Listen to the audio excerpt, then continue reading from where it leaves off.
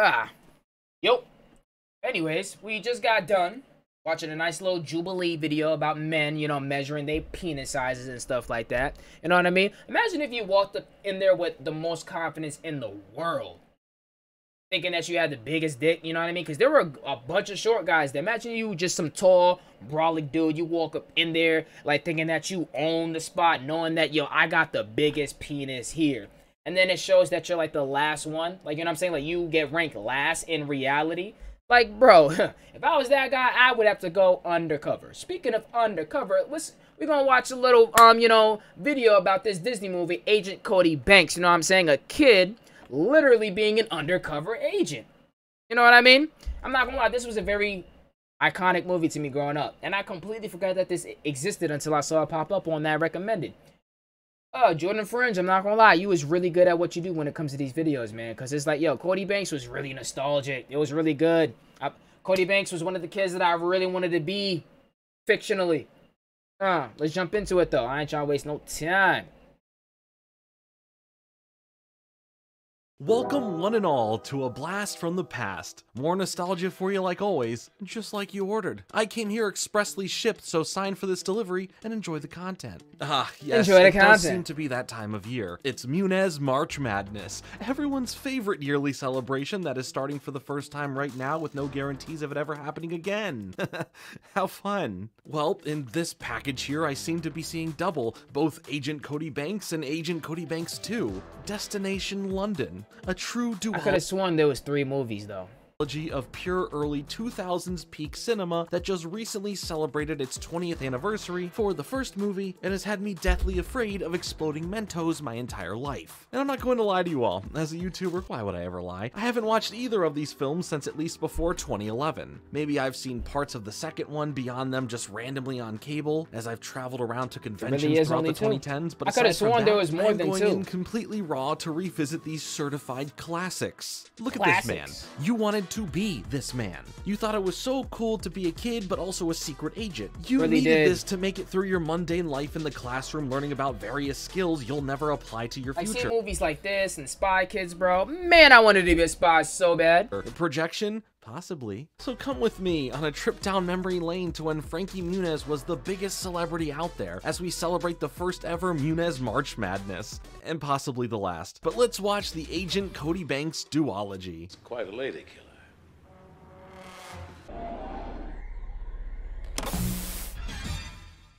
Everything seems pretty normal as we meet Cody and his family. He has a younger brother who, in a reverse type of way, bullies Cody about being weird or being a loser, or the fact that he can't speak to girls without fumbling tremendously. We start our story in Seattle with 15-year-old Cody Banks and his family live, and for some reason they have guinea pigs that live in their backyard, but it's time for school now, so goodbye family, everything still seems pretty That is the weirdest thing. Why are guinea pigs living in the backyard, though? In the backyard? ordinary. That is, until a careless mother leaves her kid in a car alone, and to make things worse, alone in a car on a hill, and to make things even more worse, alone in a car on a hill near an active volcano. Okay, well, that's just Mount St. Helens, and it's not ever dire at this point, but still, it's always a looming threat. Now we get introduced to Cody's secret set of specific skills, as he then Tony Hawk video game moves his way around to eventually get on top of this car, to then quickly get the kid to a complete stop, a mere inch away from a train plowing through them. And just like any good secret agent, he just leaves without a trace, knowing that the day is saved. Or at least that baby is. Frankie Muniz here was the perfect teen that we all wanted to be. Whether it was Malcolm in the Middle or the burst of movies in the early 2000s that really sat with our generation at the time to become these cult classics, his ability to feel one step ahead of all of the adults and everyone. I wonder how he actually got the car to stop. Did he just pull the emergency brake though? These productions really gave that feeling to us that adults. And L mom, I'm not gonna lie, you really just left your baby, your infant child in the car. With the door locked, I think. Wait, was the door locked? Was the car doors locked? Like, we're on a hill, though, too. And you didn't even put your car in park.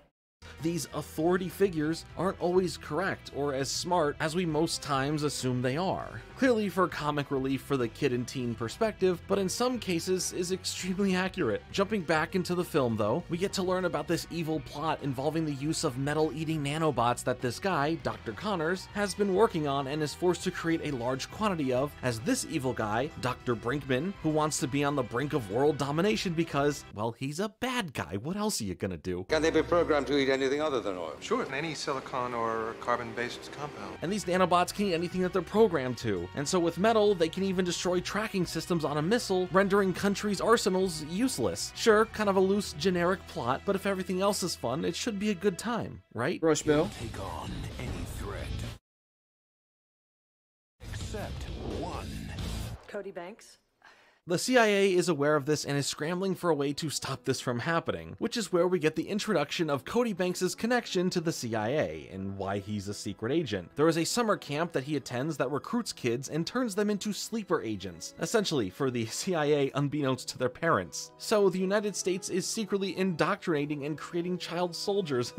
That's neat. You're telling me we're training children to become agents? For this particular mission, they need someone smooth with the ladies, someone who can get close to Dr. Connor's daughter Natalie, infiltrate her private school, become friends with her, and get invited over to her birthday party, where her father and even some more bad guys may just be at. Luckily for them, they have Cody Banks, who lied on his skill set, but they don't know that yet. But before we go on, we have to understand something. This movie is from the early 2000s. There's a lot of lines, jokes, or references that aren't exactly lined up to where if this movie was made today, if you catch my... Basically, everybody was basically things were more fun back then. There were more jokes and more freedom with the things that you could say in movies back in the day. Now everybody want to be offended about something. Drift. Are you in special ed? Yeah, like that. Or in the context of this lady, Veronica. And are you special ed? Like Jesus, bro. And try to call my kid on one of the kids that had a sandbox in their classroom. Veronica, who is portrayed as this drop-dead gorgeous, no-nonsense agent that ends up showing up at Cody's school, specifically not long after he could barely talk to a girl in his class. And here she just bursts into an actively used boys' locker room, which is, violation after violation, but at least it makes Cody look good to his peers when she specifically needs him. She tells him the secret code phrasing for him to understand that this is for the CIA, and he understands and heads out with her to the mission. But that clearly adult woman snuck into a school, walked into a boys' locker room, assaulted some of them, derobed this kid, and I guess all is forgiven or goes unnoticed if it's in the benefit of the CIA. Veronica is Cody's handler, more so than a partner, always being cold and direct to Cody. I mean, if she is just to get this mission over with and run efficiently.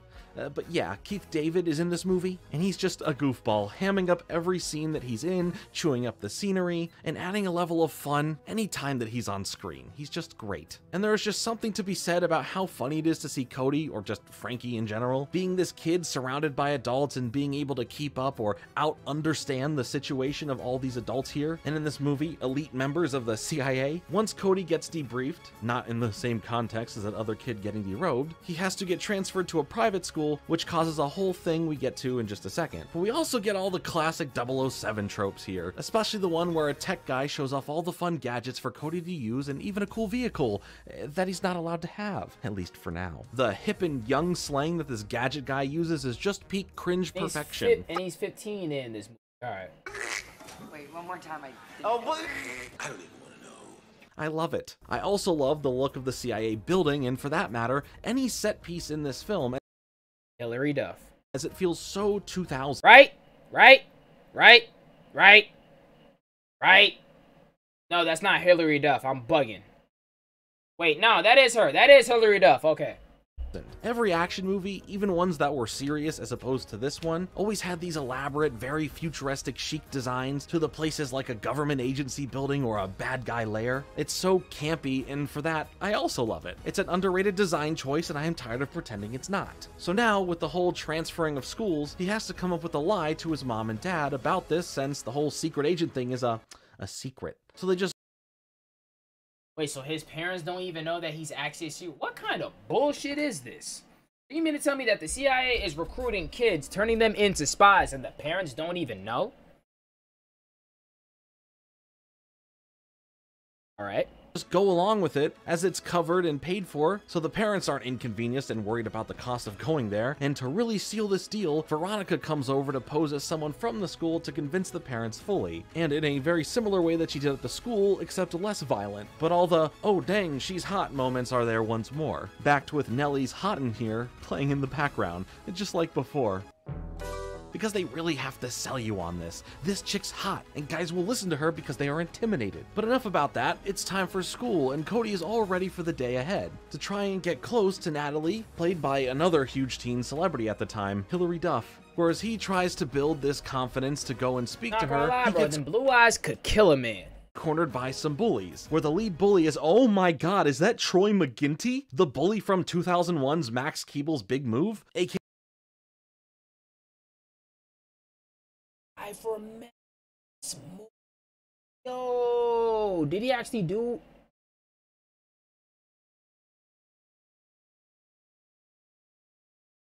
Damn, this was a really good movie.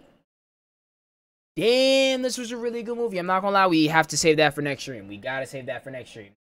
AKA one of my personal favorite movies, AKA go watch my video on it after this one. Wow, he's like we definitely gotta really react suited to that. for this bully role. Well, he doesn't have as big of a not tonight though, but we will. Role here, but I make sure that I don't forget. Okay, yeah, good.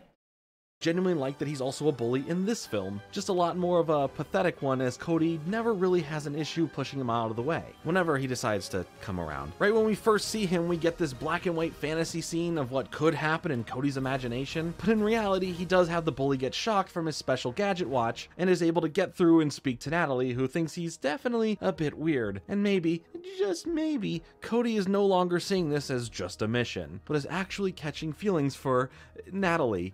The girl that you literally just met?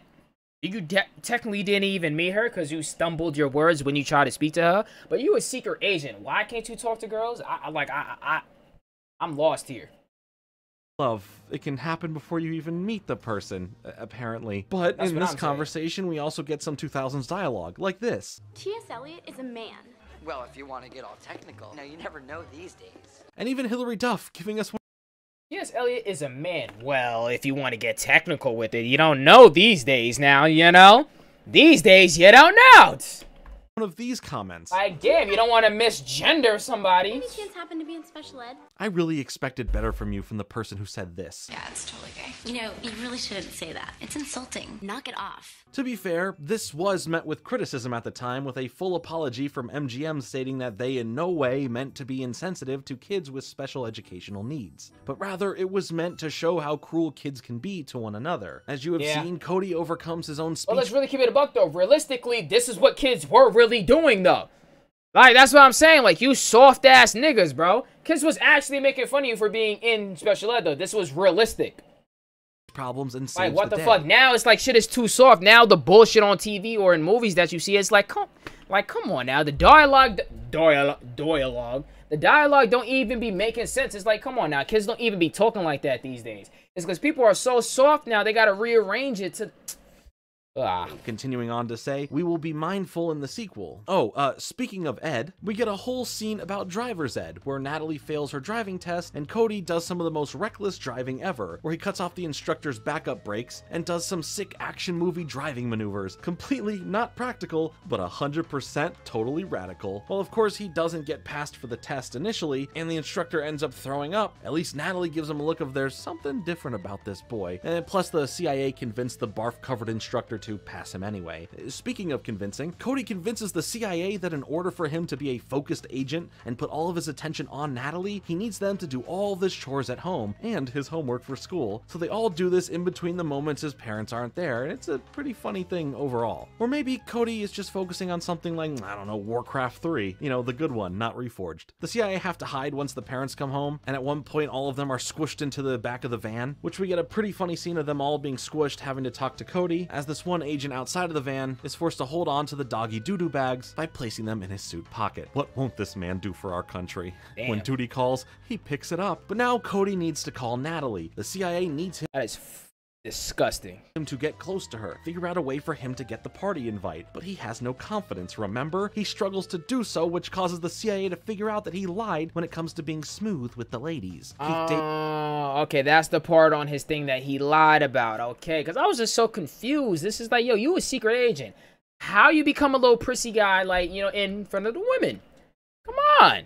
Even though he's 15, like, you know, still. David is at first mad about this whole thing, but then has everyone in the CIA building try and help him become more, acquainted to not just talking to women, but to women in general. It's a pretty uncomfortable scene all around, but especially when the gadget guy pulls out a hologram of this girl who crawls onto the table in a very seductive way towards Cody, as all of the men in the room seemingly get very like, what? Whoa, like, come on now. Like, yo, how'd this movie just make a hard left? Yo, he 15 and y'all literally having him seduced in front of y'all? Hey, yo. Very excited and have their attention fixed towards the hologram, and their attitudes are very— And then I would have been like, God, like, yo, guys, gentlemen, y'all some grown-ass men. Y'all do remember that this is a hologram, right? Lord. Bonk-worthy. Subtle commentary or useless cringe? You decide. Natalie, the next day, falls off a ladder at school, but Cody catches her, and somehow she still has her leg hurt from this. So now he helps her to the nurse's office, where, in waiting, they really end up hitting it off. Wow, maybe Cody Banks has some W-Riz after all. As by the end of this— Jordan, we don't say that no more. I'm just letting you know. We don't say Riz no more. Conversation, Your people ruined it. he is invited to her party, and Some of my people, too. I'm not gonna hold you. it looks like the plan Kids ruined it, to keep it a buck. I'm not gonna lie. Kids ruined it. Last pause. so far is a success. Not pausing for the rest of the Veronica, video. though, was worried about Cody messing this up and sneaks in as the nurse and nearly ruins it all. But Cody pulls through in the end, and Veronica gets to feel pretty stupid for a second for not trusting Cody. You know, he just pulled all this off. He did it. But now it is time for the party, so Cody is given a nice whip for him to drive, all reckless, as he ends up speeding off towards the party after being fitted with all the tech that he needs for his secret agent work there. We notice through the x-ray mode in his sunglasses that the party is heavily secured, with the guards themselves having some weapons on them, alerting the CIA that there is a good chance more than just Dr. Connors is going to be there. The x-ray mode also shows us that after all, Cody is a perv and is enjoying the effect of this feature on some ladies at the party. I mean, keep it a buck, though. Keep it a buck. Keep it a buck. Keep it a buck. Keep it a buck. You 15. He's 15. I was 15 and I had glasses that had actual x-ray vision that worked. Man, at 15 years old, I'm taking advantage as well. Until he gets hit with the PG censorship mode. And by the way, I would have been tight. I would have been tight. I would have been like, yo, niggas. I would have been in my headset like, niggas. Niggas. What's wrong with y'all? Don't do this to me. Don't cock block now. this movie is rated PG. For all that we've seen so far and what's left to come, I just wanted to let you know that. Anyway, Dr. Connors is there, but is clearly not giving much time to his daughter or the party as he heads to meet Dr. Brinkman and head to the secret lab that's on the property. Cody makes an appearance at the party and gives Natalie her present, which is a necklace that has a tracker in it, and after she gets pulled away by some other friends, Cody ends up gambling for a second at the kids' party, which, okay, but then he gets his sneak on as he now Solid Snake infiltrates this poker lab to at a spy on kids' the party, meeting alright. taking place, where we get to see and learn all about the full potential of the nanobots and how they are stored in these frozen ice cube pods, housing nearly 40,000 of them each. Once this demonstration of how they work is over and they all leave, Cody pulls a Mission Impossible to sneak one out of there, and through the ice melting and him in a panic over the nanobots eating the metal within his shoe where he tried storing the ice, the alarms are triggered and he barely makes it out of there, only to be stopped by the bullies from school at the party, where he has to beat them up in a spectacular fashion, which now exposes himself to not only being more than he let on to all of his peers, but for the bad guys to realize that this is the work of the CIA, based on the fighting style that Cody is doing, as well as them knowing that they're doing the whole kid agents thing. Now they've sent a kid. Very impressive. Commence Eris child recruitment campaign immediately. I'm a junior secret agent working for the CIA. Whatever.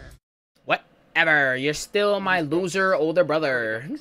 Agent Cody Banks. We did get to see how Cody Dr. Banks. Connors is being very much forced into doing this work for evil when it originally was funded in the hopes that it could be used to help clean up disasters like oil spills. So while he is in the wrong in some aspects, at least he has some redemption-worthy qualities. But thanks to Cody, the bad guys all escape and the CIA no longer needs Cody to be on the case, since everything is kind of blown. And right after building such a nice relationship with Natalie too, that's sad. Like, instead of the typical break up and get back together of the main characters, it becomes a break up and get back together of an agent in the CIA, and it's all pretty heartbreaking and sad, especially since he is forbid from seeing her, but she isn't forbid from seeing him, right? She ends up coming over to his place, blowing his parents and little brother's minds that Cody has a girl over, let alone talked to one, but that visit is short-lived as they leave to go get some food, where she is admitting to having some sort of feelings towards Cody. The henchmen of the bad guys show up and get into a giant restaurant fight, frying pans and all, with Cody, until by the end, they knock out Cody and Natalie is taken, as the bad guys guys wanted some leverage over Dr. Damn, Connors, give you a listening to them nice and little doing right whatever hook. Dr. Brinkman says. What a bummer. Even more so when Veronica is the one who's waking Cody up and leaving him back at his place with nothing. As the case is completely over, the CIA will take it from here to figure things out. But I've watched Was this on Disney Channel though? Like, damn, they had blood and stuff? enough of these 2000s films where the plot is pretty clear and that one kid can save the world, specifically when adults count them out. But after moping around for a while and being grounded for coming back at a late hour, beaten up and offering no explanations for anything, he remembers from the technology in his room that his brother was messing with that he can track exactly where Natalie was taken to thanks to the necklace. He tries telling his brother that he's a secret agent, which he doesn't fully believe. He ends up paying his brother off then and has him pretend to be him under the covers of his bed while he sneaks out of the house and heads to grab some gear from the CIA headquarters, completely breaking in after losing authorization, which, hey, we should probably get some tighter security on this place. You know, that's just a thought. He even takes that car from earlier. Like, come on, bro. This is a CIA. Okay, I'm For sorry. really No more quick pausing, but this is the transportation, CIA. and then Get better, catches like, a you know, flight get better over to the security. Cascade Mountains, where he Jimmy Neutron jet fusions his way through the snowy mountains on his rocket-powered snowboard, as he has to fight some goons that are after him along the way. And then he just burns them alive. Damn. PG family entertainment. Good times. Keith David also realizes that Cody Banks had snuck in Where and PG taken back in the everything, early sending 2000s Veronica is so to head different in now. after him to get him off the mission for good. These snowboard battles are intense though, as we get to see this ridiculous explosion followed by Cody getting stuck in a tree, nearly starting a forest fire. Didn't Smokey teach you anything? Veronica shows up in the most 2000 sci-fi piece of gadgetry I've ever seen. This big and bulky jetpack that feels like prototypes from Minority Report with Tom Cruise, and I absolutely love it. The production of this movie, from the props to the set dressing, 10 out of 10. But she isn't there to stop Cody from getting himself killed. That's the worst She sees how jetpack I've stubborn ever he is, seen, but though. Oh actually my how God. It driven literally he looks like is a to mini save helicopter. Natalie and hopefully save the day. So she joins him to head to the secret base and sneak their way in. I do love that we can clearly see where they're heading towards, as Cody awkwardly quietly points out where they need to go. But once inside, they make their way through to where Natalie is being held, as Cody explains to her everything and why he's been so weird, which of course upsets her at first, to realize that it was always a mission, but Cody tries assuring her that it was more than that. In the beginning, she was just the assignment. Now she's his everything. You're not gonna propose to me, are you? I mean, they really don't know much about each other if you really start thinking about it, but Like, whatever. really? After some confrontation, Dr. Brinkman gets a hold of Natalie, Where is my dad? I'm not going to tell you. holding a block of nanobot ice to her head. Where's as a my sign dad? I'm not gonna tell you. for I'm metal, sorry, you that can pause was program kinda them to funny. eat anything specific. They could be programmed to break down any silicon or carbon-based compound. But Cody threatens to destroy the whole place, and then he does it, as well as the nanobots are dropped.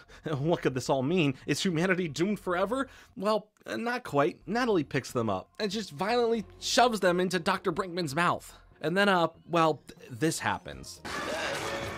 Remember, this is a PG. Holy shit. So they killed him. He died. Wasn't this a Disney movie though? I could have sworn I saw this on Disney, but yeah, I killed the nigga. This supposed to be a kid's movie. rated movie. And that is traumatizing. Also, Literally. he's a 16-year-old murderer. Write about that in your Lizzie McGuire journal. And be seeing you, Dr. Brinkman. Cody gets to do this sick punch, though, so that's cool. But what's not cool is the All right, ice, last pause, as I'm all sorry. the nanobots are Video getting set free, already 20 eating minutes. all of the metal in sight. And with only moments left to make an escape before the whole place blows up, Cody tosses some nanobot ice cubes at the bay doors, allowing the helicopter with Veronica, Dr. Connors, and Natalie to get free. But also, what is this tracking shot right here? I'm gonna throw up. Cody is held back by one of the worst jump scares I have ever had, where now he has to fight one of the big henchmen one last time before he sends him back flying to the CIA, strapping him onto that cool jetpack in a very weird way and sends him blasting off Team Rocket style. Right as the base explodes, however, he is able to jump from the mountain onto the underbar of the helicopter as they make their way out of there alive. Back God, at the these CIA, effects are everyone so is celebrating horrible. this absolute win. Cody is reinstated as a proper agent and thanked for his hard work. Veronica even shows mad respect for him now and calls him her partner. I can't wait to see her in the sequel, right?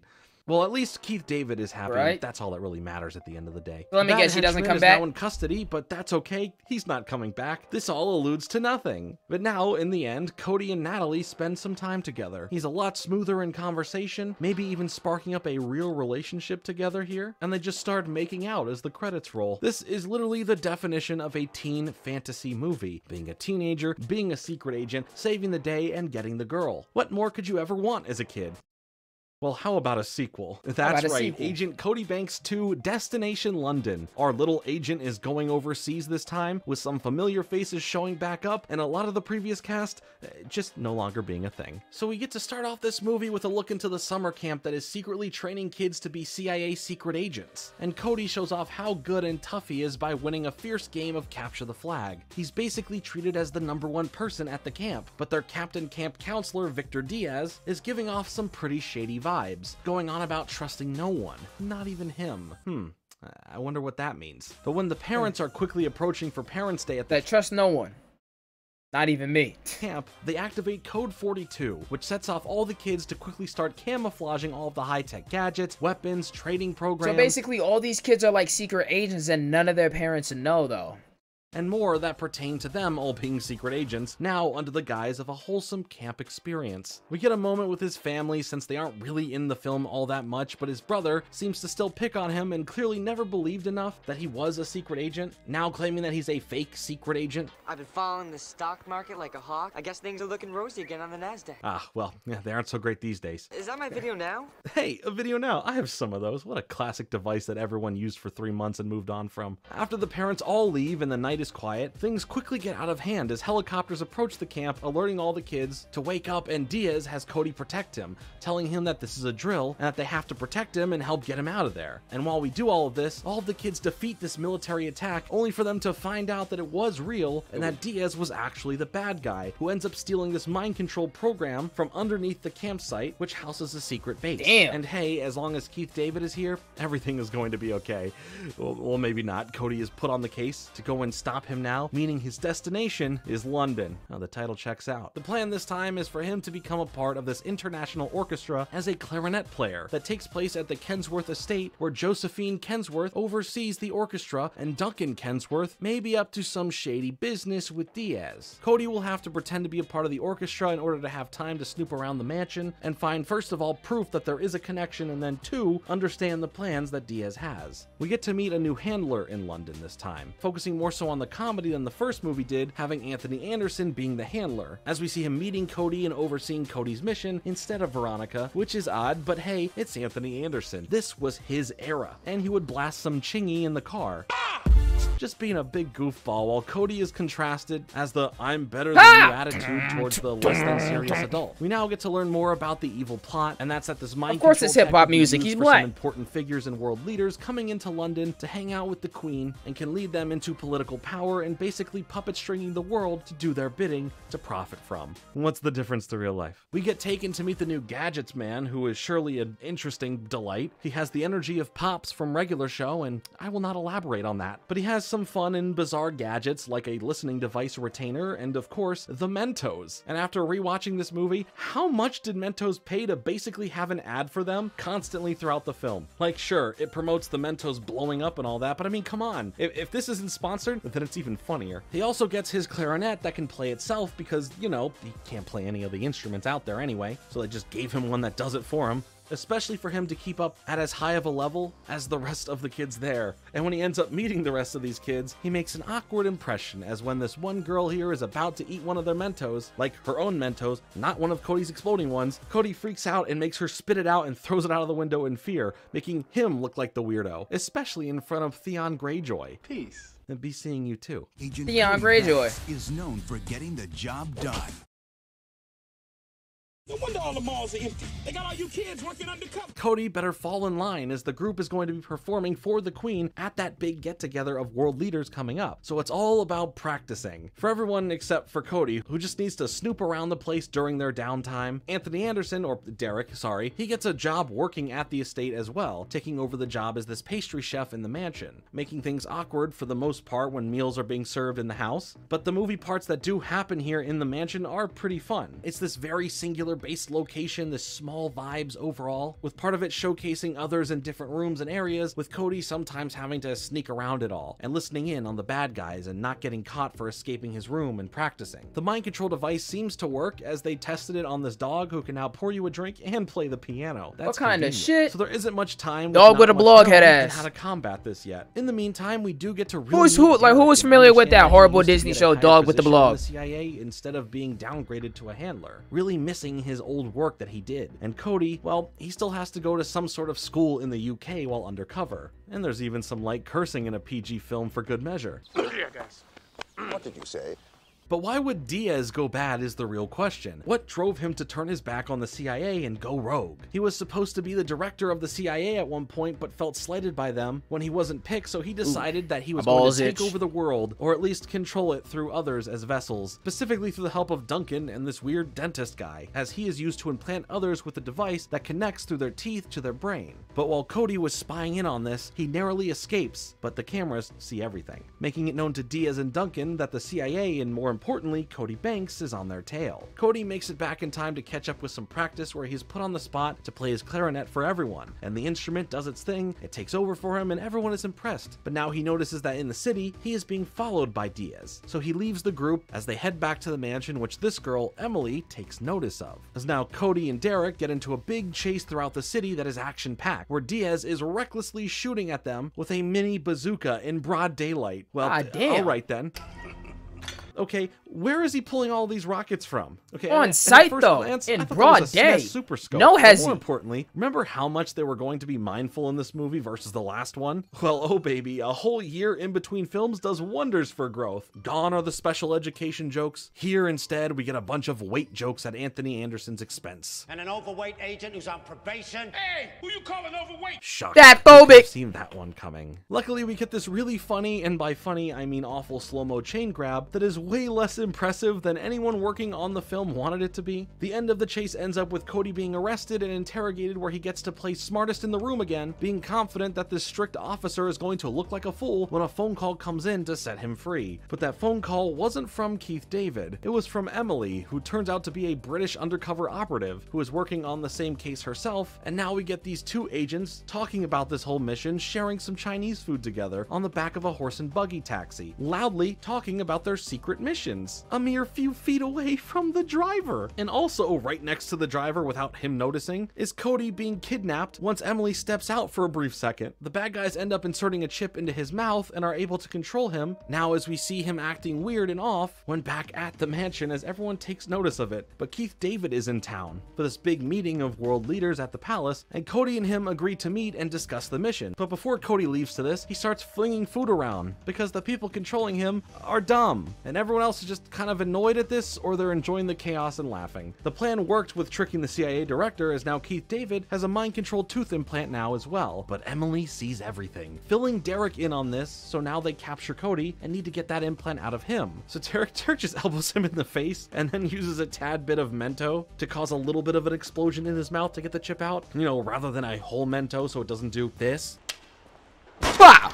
Things aren't looking good though. All the powerful world leaders are in the UK and are meeting with the Queen for this event, with the mind control working and a plan by the bad guys to place more controls on several of these important figures. They can get whatever they want, access to more money given to them, more important job titles handed to them, literally freedom to control how their lives will turn out. And then Duncan just breaks up with Josephine, and that's the scene. Like, we just move on from that. And she doesn't take it any other way than just being shocked, I guess. Which is why I'm leaving you. Leaving me? This is turning out to be a marvelous evening. Cody catches up with the band as him. Like, you know what? Like, bitch, I want a divorce. Now I'm walking away now. Really going That's on. it. Telling them all about the whole secret agent thing and how they have to stop this evil plot from happening, and that they need the band to not stop playing as the real plan takes effect from the bad guys once the concert is finished. So the concert then becomes this fun backing music and tempo enhancer as our three heroes now run around the rest of the palace while the concert is happening, dealing with the bad guys. But Derek gets implanted at one point and Cody has to fight this Terminator like Anthony Anderson. Terminate Cody Banks. Quit fooling around. Which, by the way, I love this shot here, where Derek just looks so much larger and threatening to really emphasize the challenge here. Like, this is menacing, and I love it. But Cody's able to defeat him in the end, and together they punch out Keith David. Dang. Or a stand-in for Keith David. We never see his face here. But this helps them get the chip out of his mouth, and hey, things are looking up. The concert continues on past the end of their performance, where Theon gets very jazzy with a cover of War, asking the real questions like, what is it good for? Also, during the song being performed, the queen goes from being really into it to then being confused to then being really into it. I think she just doesn't know where she is or what's going on. This old guy here, who has been a butler throughout the whole movie, turns out to have been working with Emily as her handler in disguise as well. All these secret agents sure are really parasiting the Kensworth family. But the day is saved thanks to Cody Banks, Derek, Emily, Emily's handler, and the whole orchestra. And in the end, after we leave London and head back to the camp, we see that Cody helped Derek get a better job in the CIA again. And that is helping train the kids at the camp, as he seemed to work really well with Cody in the end. And then when his parents pick him up once camp is over for the summer, his brother tries eating one of the Mentos and Cody quickly throws it out of the window and into the lake where it blows up, blowing his brother's mind that it actually did that, and their parents are oblivious as Cody goes on to continue his life as a secret agent and maybe continue his relationship with Natalie from the last movie, who is not seen in this movie, and maybe there was some tension between him and Emily in London, so who knows what happens next. So that's the Agent My Cody man, Banks Agent movies, is a series player of fun, for real. family-friendly, well, that's debatable, films that really showcase the early 2000s era, from the look of the sets, to the plot of the movies, to jokes that in modern day we may just look at as cringe, think is wild to be there in the first place, or for Twitter to get all in a frenzy about, but mostly cringe. Agent Cody Banks Twitter. 1 and 2 really were a fun time, as I think the They second really film were. is a technical improvement over the first in terms of raising the stakes and production quality in general. So I do wish that there was a third Agent Cody Banks movie to see where the series could have gone. That To would really have just been wrap it all unlikely up. To happen wrap it around all then, up as for the real. second movie pretty much bombed in theaters. And this initiative for MGM, where they focused on smaller budgeted films like this for younger demographics, weren't really performing that well. And they were Damn. trying to save on the cost of the second film, with the director of the second film saying stuff like, if you ain't got the money, just make them laugh instead. Meaning take out the action scene or CGI needed set piece and add some jokes into it. The other reason why it is unlikely is that Frankie Muniz is now a race car driver. So if you've been wondering what he's been up Yeah. to, he's just racing around the track now,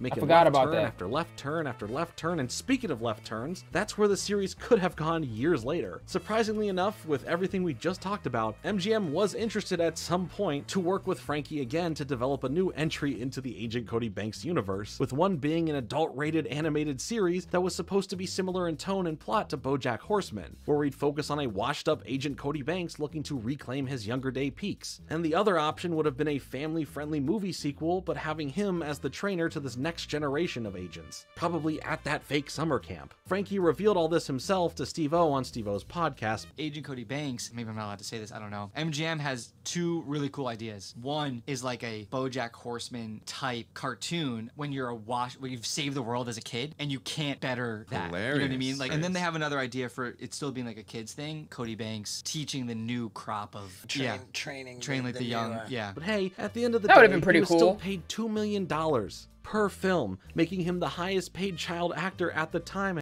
Okay, my young buck got $2 million for that movie. Come on now. Cool. For whatever cringe these movies have, for whatever stuff that hasn't aged particularly well, these movies feel like a staple of my childhood. They represent the era that they're from in ways that only watching them can really explain. And going back through them 20 years later just put me right back into that headspace of being a kid and thinking how cool it would be to be a secret agent. But, you know, let me know how you feel about this stuff. Tell me your thoughts, your memories, and all that fun stuff down below in the comments, as well as let me know which movie you liked more. Okay, I'm not gonna let this drag out any longer. This is already a long-ass recording. You feel me? Oh yeah, and that's pretty much it for today. You know what I'm saying? Like, subscribe, do what you...